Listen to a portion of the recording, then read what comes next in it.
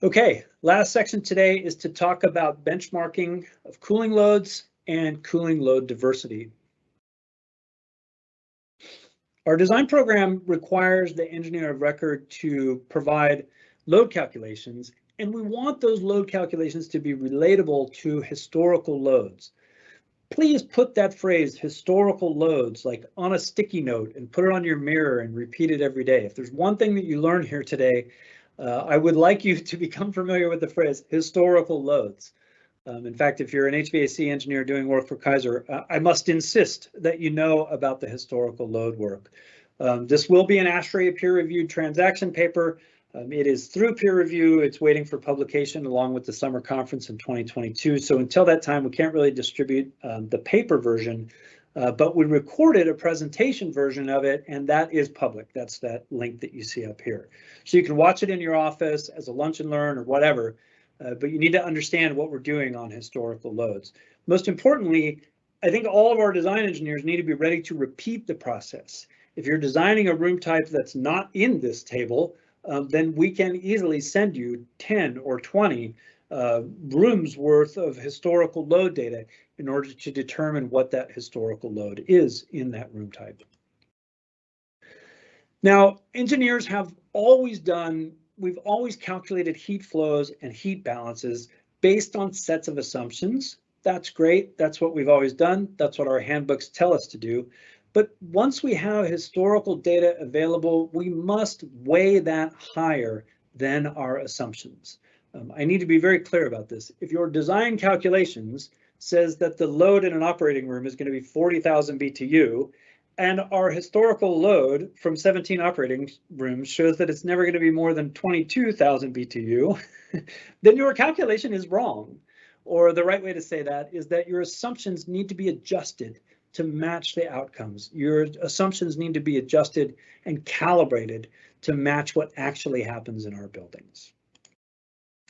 So the first set of data that we have is for room peak load.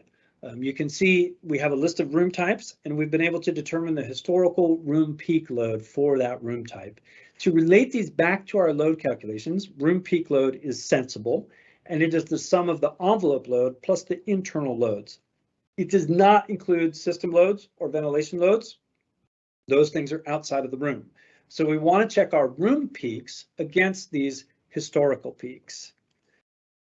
But that's not where the real impact is. FYI, if you've looked at the numbers, you'll see that these room loads are pretty much where we expected them to be. We're getting those right kind of for the most part. The big impact comes when we go to block loads, because no two room actually peaks at the same time. So once you get 3 or 4 or more rooms of any type on a system, those loads diversify, and they diversify pretty quickly into an overall sum. Again, these block loads are space loads. They do not include ventilation or system loads. And so what we've been able to do is to take these diversified load factors and cross-pollinate them against a list of systems. This was some other research we did back in 2019. Every air handling system that got done throughout Kaiser Permanente, we put each room and all of the room calculations into a giant database. So we have this big database that represents 750,000 square foot of 24 different air handling systems, room by room by room by room. And we were able to take that and plug in these diversified space load types to see what that would look like in some systems in Kaiser buildings. That gives us an idea for the range and the mix of what we'd expect to see in KP buildings. And you can see the biggest number here is about 10.5 BTU per square foot, and it ranges all the way down to about 6.7 BTU per square foot. So that suggests to us a rule of thumb. About 2/3 of these systems come up with a block peak space load that's less than 8.5 BTU per square foot. The biggest one I already mentioned was 10.5, and yes, that is a system that serves operating rooms, but most of them fall under 8.5 BTU a square foot. So that's the number that we're going to start using as an internal check, 8.5 BTU per square foot. If you're going to make another sticky note and put it on your mirror, that's maybe the one. If your block peak space load is higher than that, then that probably means we need to take a look at the diversity in the load calculation. So let's look at an example. This is a 22,000 square foot system. The block peak sensible load is 10.1 BTU per square foot, which is about 20% over this benchmark. So unless this system serves operating rooms, this is probably high. And we can pretty quickly see where it's high. This is internally load driven. And so with just a few calculations, we can see the lighting assumption is too high, the miscellaneous load assumption is too high, the total number of people is too high. By the way, when it comes to people counts, Kaiser standard is 5 parking spots per 1,000 square foot. So 200 square foot per person means that the parking lot is 100% full. There are no spaces available. Hopefully that's not the case. The parking lot shouldn't be more than 80% full most of the time, and that would be about 250 square foot per person, which is a much better assumption for load calcs. Second example, very similar story. This is a 31,000 square foot system. The block peak space sensible load is 13.7 BTU per square foot. That's about 50% over our benchmark. So this one's very high. And again, it is internally load driven. The lighting assumption is too high. The miscellaneous load assumption is too high. And the total number of people is way too high. When we talk about this data with design engineers, it's really interesting because the main concern is always about the weather. What if my building is in a climate where it's 120 degrees outside? And yet, when we look at the calculations, internal load is usually the driver. By the way, if this building was in a place where it's 120 degrees outside, that's a perfectly reasonable adjustment. And so we could absolutely talk about that to the envelope loads. But these internal loads are usually what's driving the equation. So as a general rule, we're going to be checking against this 8.5 BTU per square foot benchmark. And here's the process that we'll be following. If your basis of design does not have load calculations, obviously we send it back to you straight away.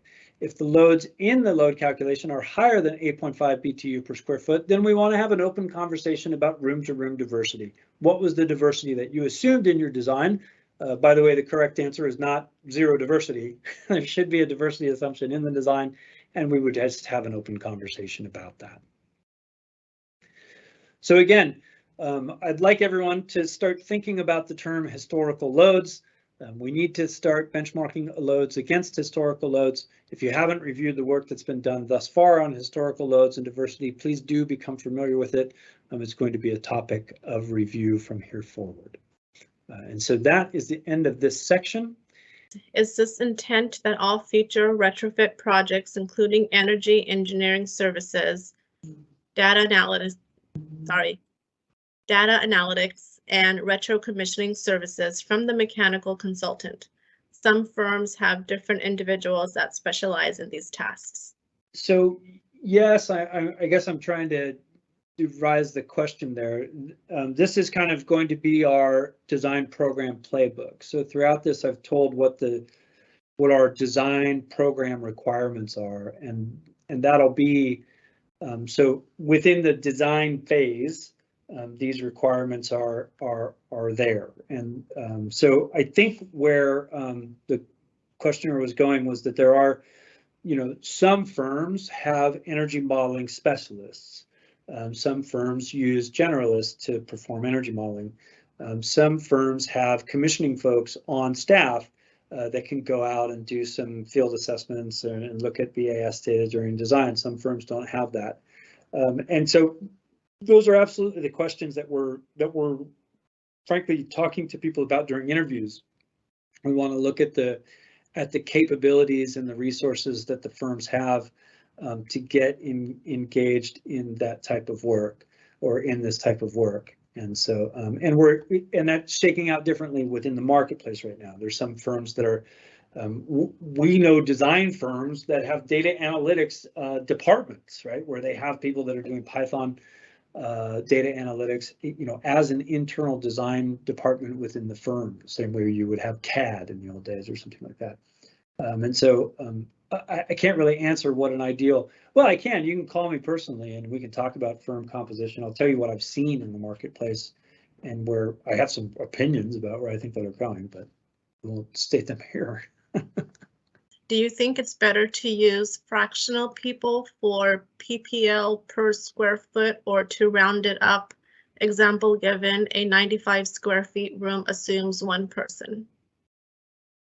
The people counts generally come in. Yeah, that's a great question. And I think the right answer is that we want to look at both of those load conditions. So for a room load, you have a patient room, for example. That patient room, when you're calculating peak load, you want to look at that patient room in terms of the maximum number of people that it'll have. So whether that's 2 people or 3 people, different design engineers have different theories on that. But that's when you look at that to determine the room load.